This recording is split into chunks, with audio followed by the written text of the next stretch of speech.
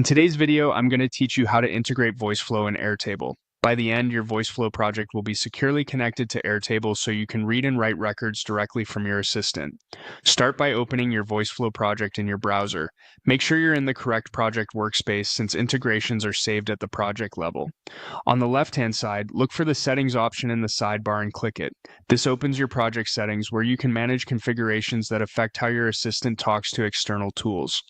Inside Settings, select the Integrations section. Here you'll see a catalog of available services. Find the Airtable tile and choose it to open the Setup view. When you're ready, click Connect. Voiceflow will redirect you to Airtable's secure authorization page so you can approve the connection.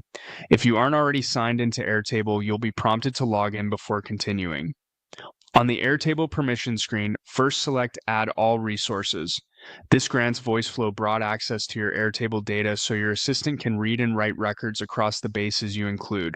Right after that, click Add a Base. This lets you choose at least one specific base you want Voiceflow to work with right away. Pick the base that contains the tables your assistant should use and confirm your selection. If your organization prefers more granular permissions, you can always refine which bases are included later in Airtable's Authorized Apps area, but for now we're following the flow to ensure Voiceflow has what it needs.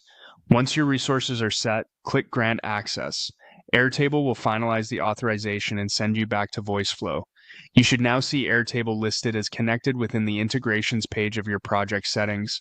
If it doesn't appear immediately, give it a moment and refresh the page. A few quick tips to make the most of this connection. Keep your Airtable field names consistent and descriptive so your assistant can map values predictably.